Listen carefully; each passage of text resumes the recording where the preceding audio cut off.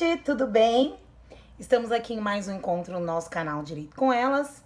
Hoje falando de processo do trabalho e a dica de hoje é sobre prazos processuais. Pessoal, nem é preciso dizer a importância desse tema, tanto para o estudante quanto para o profissional do direito, uma vez que os processos, todos eles, tanto os judiciais quanto os administrativos, todos caminham, não é, com prazos estipulados para a prática dos atos processuais que vão levar à decisão, no caso do processo, à sentença.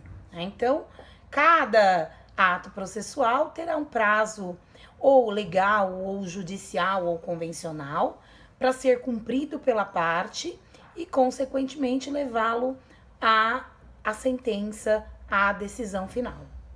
Pois bem, gente, os prazos chamados de prazos próprios, eles são destinados às partes e, portanto, sujeitos à preclusão.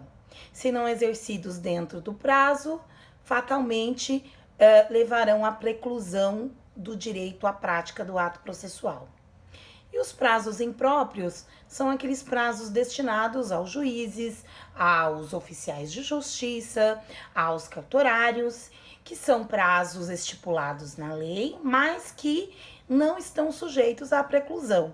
E, portanto, se não observados pelo juiz ou pelos funcionários do cartório, não terão como consequência a preclusão do direito a praticar o ato processual. Pois bem, gente, uma característica importante do prazo no processo do trabalho é que os prazos, eles são contados do recebimento da notificação. Então, quando alguém recebe uma notificação em sua residência, porque as notificações, via de regra, são encaminhadas via correio quando a parte não está assistida por advogado.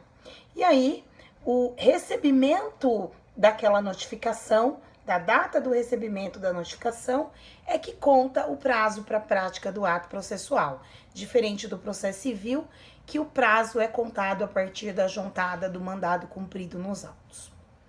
Uma outra regra que provavelmente será alterada, né, está em andamento aí uma proposta de alteração da lei, que já inclusive foi aprovada pela Câmara, né, mas hoje nos processos trabalhistas,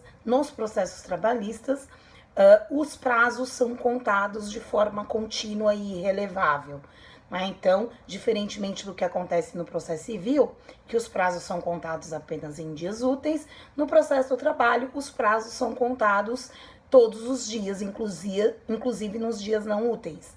Por enquanto, porque como eu disse a vocês, é provável que isso mude em breve, né? Mas por enquanto, conta-se também em dias não úteis. Então, com a exclusão do dia do início e a inclusão do dia final. Artigo 175 da CLT. Uma outra questão importante, gente, no que diz respeito aos prazos no processo de trabalho, é o prazo para eventual propositura de recurso ordinário.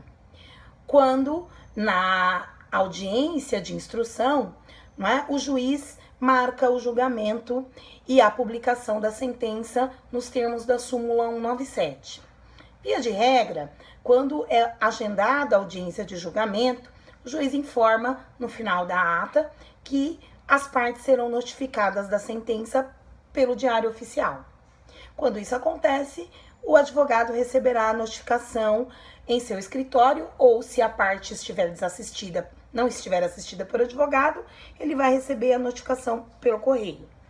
Mas, quando o juiz agenda a audiência de julgamento, marcando o julgamento e dizendo que a sentença será publicada nos termos da súmula 197, pessoal, isso significa dizer que a sentença será publicada nos autos do processo, não será publicada no Diário Oficial. E, portanto, o prazo para eventual propositura de recurso será contado da data agendada para esse julgamento, excluindo o dia do início e incluindo o dia final.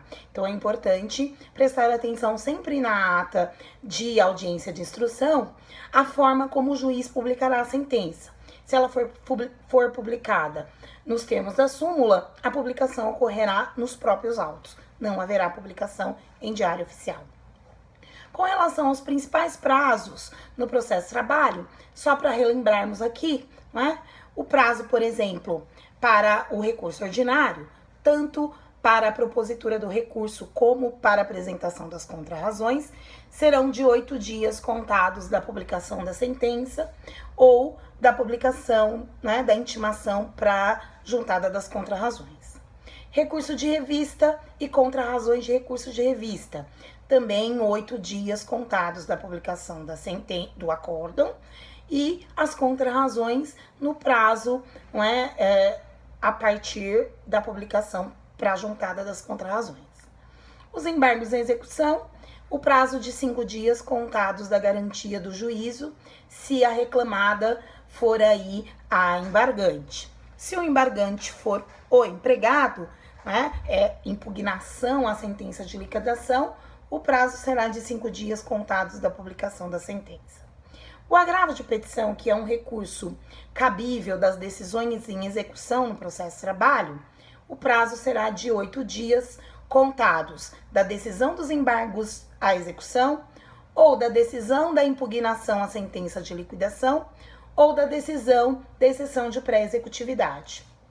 8 dias.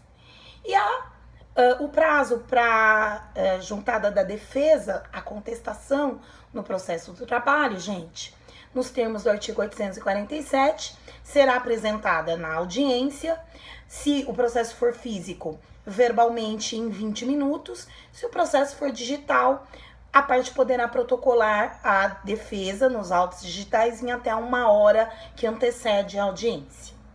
Então, essas eram as considerações que nós tínhamos para hoje. Eu agradeço a atenção de vocês e até a próxima, gente. Obrigada!